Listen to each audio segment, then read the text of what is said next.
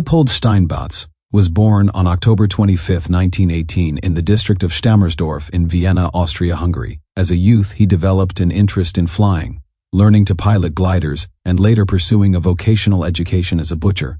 His early life was shaped by the turbulent era that followed the First World War and the interwar years in Austria.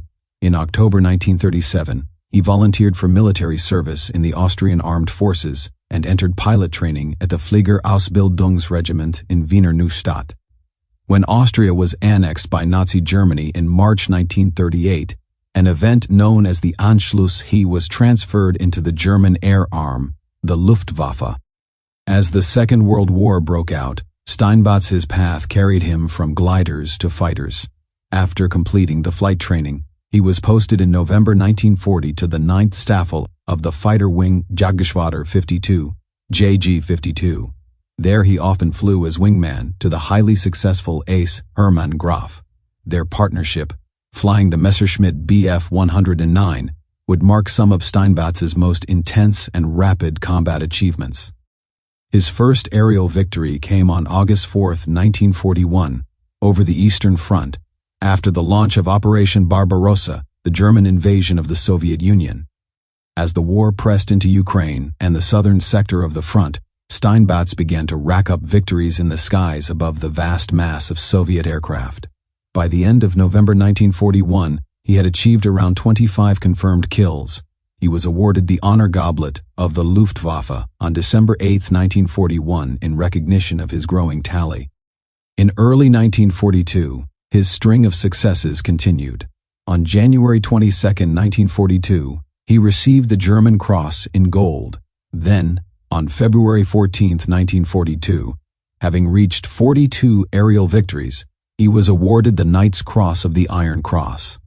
These awards marked his increasing prestige among Luftwaffe fighter pilots.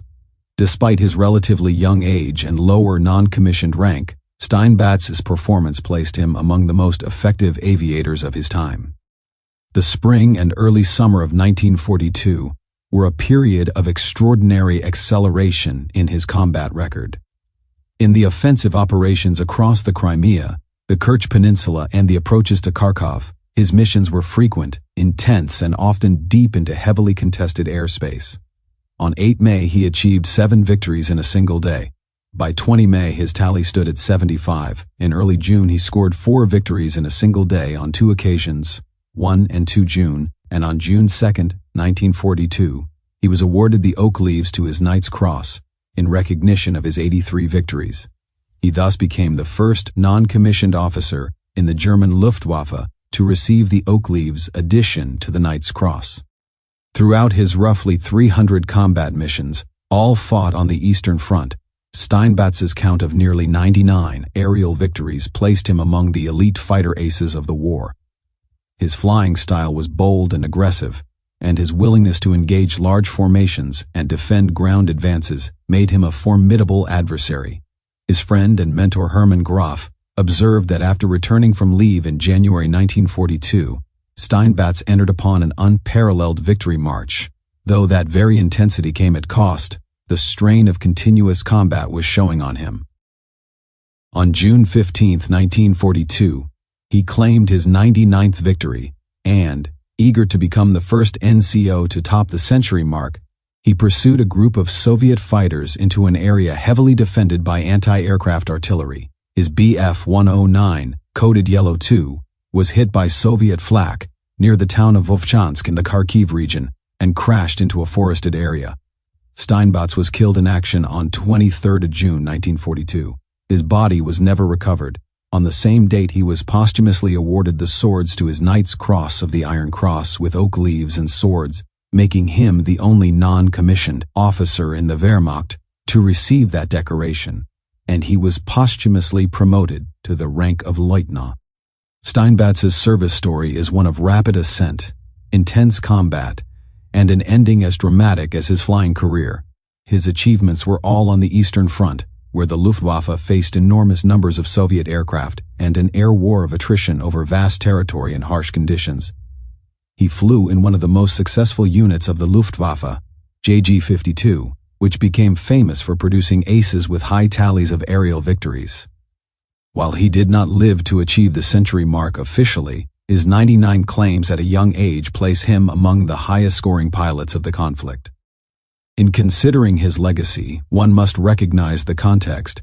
He fought for Nazi Germany during a brutal war on the Eastern Front, a conflict marked by immense human suffering on all sides. His skill and daring as a pilot are notable from a purely aviation enthusiast viewpoint, yet they are inseparable from the history of the regime he served. Steinbatz's place in the annals of fighter aviation may be secure, but it is also bound up with the wider story of war, ideology, and its consequences. From a human perspective, Steinbatz was driven by ambition, fear, and the adrenaline of aerial combat. He was young, energetic, and perhaps restless in the face of the relentless demands of frontline duty.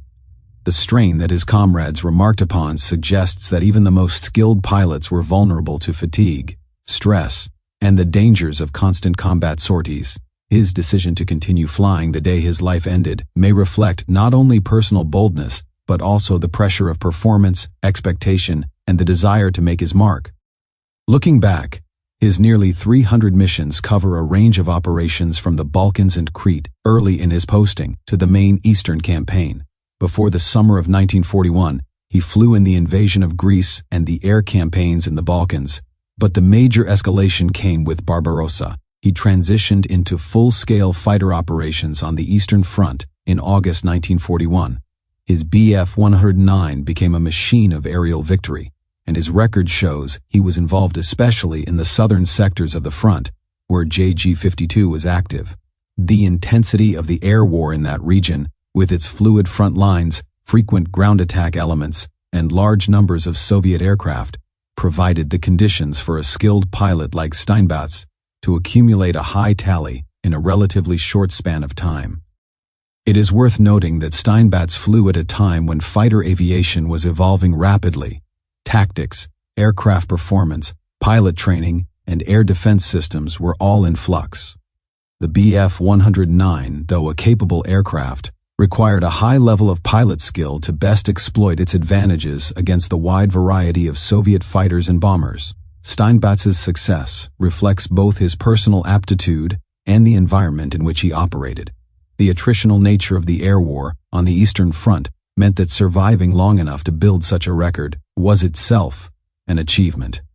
His death underlines the constant peril faced by fighter pilots, anti-aircraft fire, engagement with multiple enemy fighters, the vastness of Russian and winter and summer skies, and the unpredictability of each sortie. Despite his remarkable combat successes, Steinbatz's story is also a reminder of how war tends to burn bright and short. At only 23 years old when he died, his career had reached its peak just as it was ending. His ambition to reach 100 victories, to become the first NCO to do so, may have motivated him to take greater risks, leading into that fatal flight. It is a pattern seen in many high-scoring aces: the drive to achieve more, the hunger for recognition, the fatigue of constant operations, and the eventual downfall through either equipment failure, enemy action, or sheer luck. His awards reflect how the Luftwaffe valued and recognized aerial victory. The Knight's Cross, with its oak leaves and later swords, was among the highest honors, and Steinbatz's receipt of these while still a non-commissioned officer underscores how his performance stood out even against officer pilots. These decorations were symbolic not just of individual skill but of propaganda value, morale boosting, and leadership by example. Steinbatz thus became part of the narrative of hero fighter pilots, which militaries often promote, though always within the wider realities of war. Thanks for watching. If you have a thought regarding Leopold Steinbatz, drop it in a comment below. If you enjoyed the video, don't forget to hit the like and subscribe.